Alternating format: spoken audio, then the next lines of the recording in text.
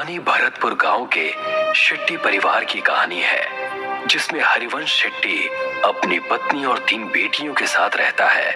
हरिवंश पेशे से इंजीनियर है और अपनी तीनों बेटियों को बहुत पढ़ा लिखा कर अपने पैरों पर खड़ा करना चाहता है। गांव के सभी लोग हरिवंश को बेटियों की पढ़ाई के बजाय उनकी शादियों के लिए पैसे जोड़ने की सलाह देते हैं, मगर हरिवंश शेट्टी अपनी मर्जी का मालिक है। वो किसी की नहीं सुनता सिवाय अपने। एक दिन अपने ऑफिस जाते हुए हरिवंश को रास्ते में उर्मिला चाची मिलती है। बेटा, मैंने तुम्हें मना किया था ना बेटियों को इतना पढ़ाने से, मगर मैंने सुना है तू उन्हें विदेश भेजने की तैयारी कर रहा है। हाँ चाची, आजकल के बच्चे पढ़े लिखे होते हैं और सब अपने पैरों पर खड़े होते हैं। मैं भी अपनी बेटियों को बहुत पढ़ाना लिखाना चाहता हूँ। एक बार अपने पैरों पर खड़ी हो जाए, उसके बाद शादी की सोचेंगे।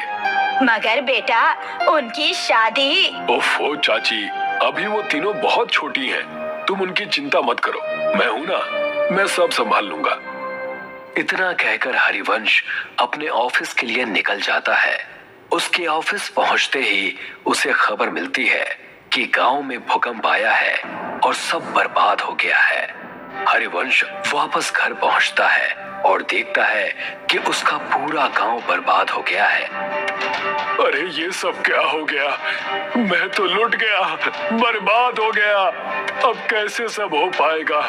मेरी बेटियां कैसे विदेश जाएंगी और आगे की पढ़ाई करेंगी? अजी, नुकसान तो पूरे गांव का हुआ है, मगर भगवान की कृपा है कि हम में से किसी को कुछ नहीं हुआ। सभी लोग जल्दी से जल्दी गांव को खाली कर दो। सरकार ने कहा है यहाँ अभी और बड़े भूकंप आने वाले हैं। देखते ही देखते पूरा गांव नदी पार करने के लिए इकट्ठा हो जाता है। सभी नदी के किनारे खड़े चिट्ठी का इंतजार करते हैं। वहीं हरिवंश शेट्टी का परिवार भी अपने नंबर का इंतजार करता है। हरिवंश किसी सोच में डूबा है, तभी उसके कंधे पर कोई हाथ रखता है। हरिवंश पलट कर देखता है तो वो डर जाता है। खून से लथपथ एक आदमी उससे कहता है, बहुत लंबा इंतजार करवाया है तूने, आखिरकार तू हमारी पकड़ में आ ही गया। हरिवंश उस आदमी को देखकर डर जाता है। वो आसपास देखता है, सभी लोग नॉर्मल हैं। ऐसा लगता है जैसे हरिवंश के अलावा किसी और को वो आदमी नजर ही नहीं आ रहा। कौन हो तुम और मेरा इंतजार क्यों कर रहे थे? आत्मा कुछ कहती कि तभी हरिवंश की सबसे छोटी बेटी उससे कहती है, पापा, हम कब से यहाँ इंतजार कर रहे हैं। सबका नंबर आ रहा है, मगर हमारा बोट में नंबर ही नहीं आ रहा। अब तो मुझे बहुत जोर से भूख भी लग रही है। क्या दिन देखने पड़ रहे हैं ना इंजीनियर। जब अपनों के साथ कुछ बुरा होता है ना, तो हमें कहीं चैन नहीं मिलता। सही कहा ना मैंने? मगर तुम हो कौन और मुझसे क्या चाहते हो? तभी हरिवंश की नजर नदी के बीचों बीच चल रही नाव पर पड़ती है, जहां से बहुत चीखों की आवाजें आ रही हैं। नाव नदी के बीच हिचकोले खाने लगती है।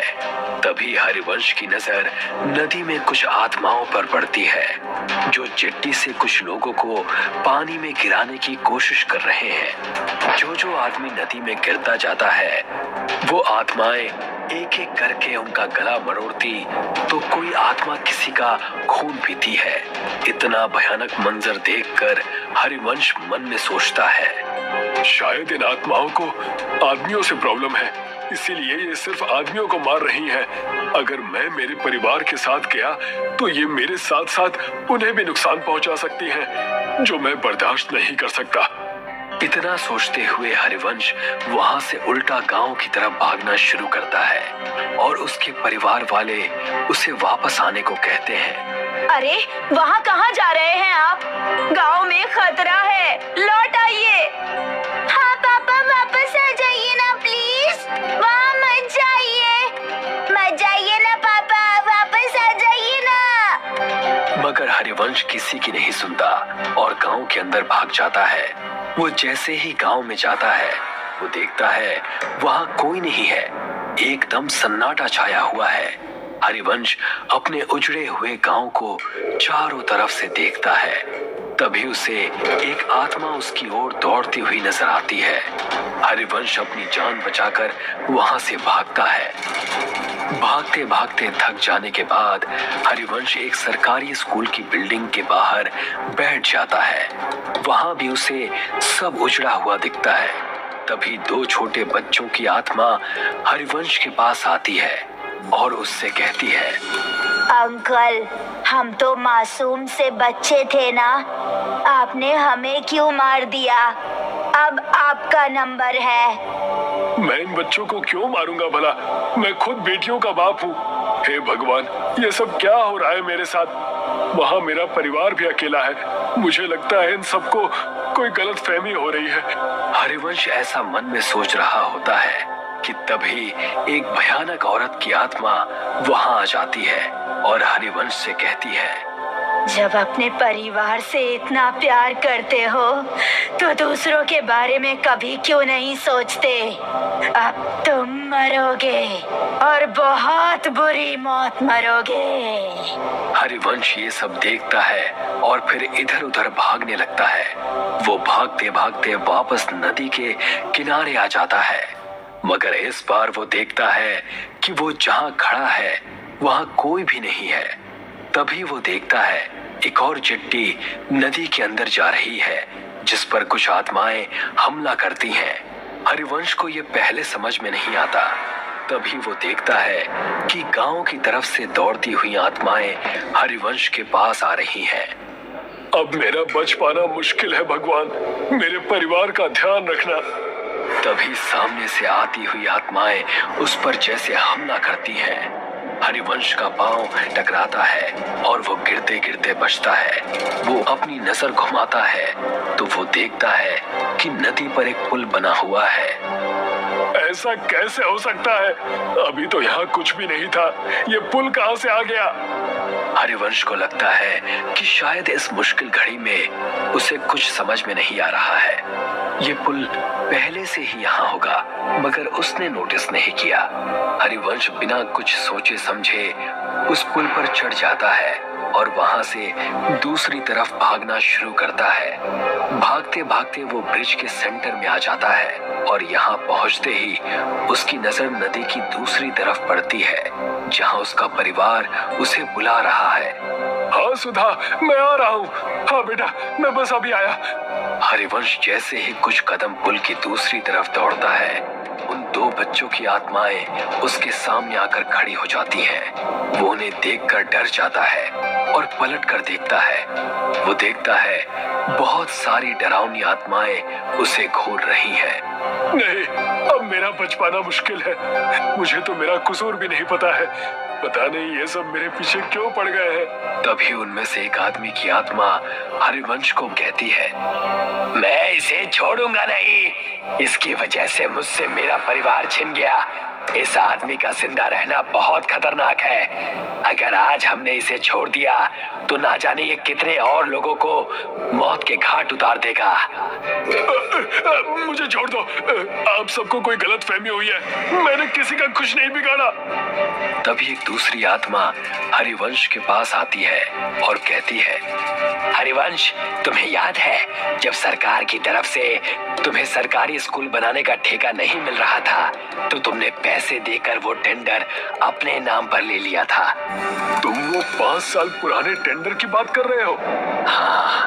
हाँ, क्योंकि मुझे वो प्रोजेक्ट किसी भी कीमत पर चाहिए था। मेरी बेटियां शहर में पढ़ने जाती हैं और वहाँ की फीस बहुत ज्यादा है।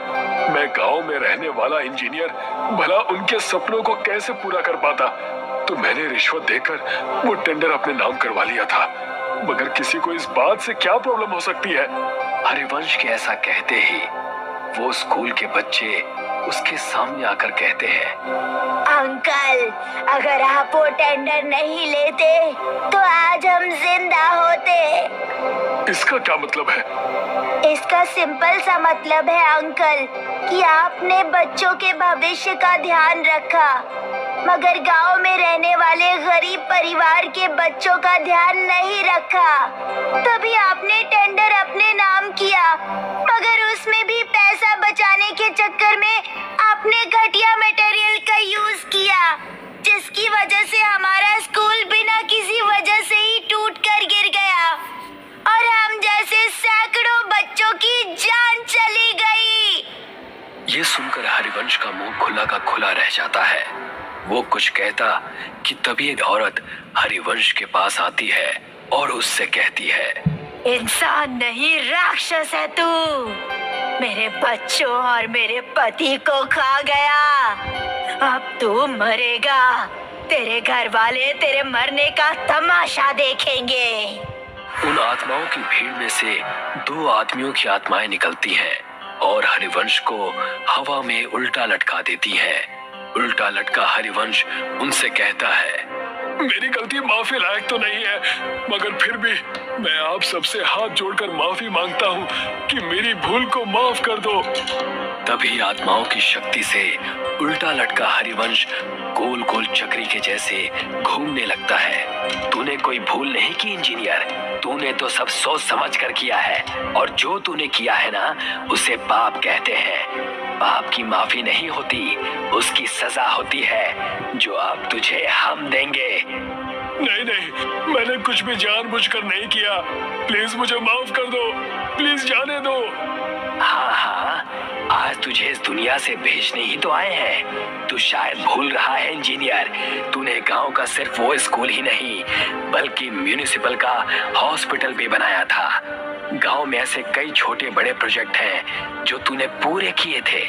और हाँ, आज जो ये तू इस ब्रिज में झूल रहा है ये भी तो तूने ही बनाया था। तुझे अंदाजा भी है कि तेरे बनाए गए सभी प्रोजेक्ट्स का एक जैसा ही हाल हुआ है, तो तू एक दो नहीं बल्कि हजारों मौतों का अकेला जिम्मेदार है।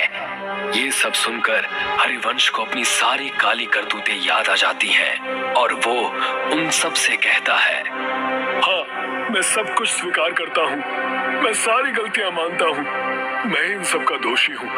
मगर हर माँ बाप अपने बच्चों की खुशी के लिए कुछ भी करता है, तो मैंने भी मेरे बच्चों के भविष्य के लिए ऐसा किया था। हालांकि मैं अब ये बात मानता हूँ कि मैंने जो भी किया वो सब गलत था। हरिवंश की माफी से किसी को कोई फर्क नहीं पड़ता और देखते ही देखते वो आत्माएं वहां से एक एक करके गायब होने लगती हैं। हरिवंश को समझ में नहीं आता कि ये सब क्या हुआ। वो हवा में उल्टा लटका हुआ है, उसे पुल पर कोई नहीं दिखता, सब गायब हो जाते हैं। वहां उसके परिवार को चिट्ठी मिल जाती है।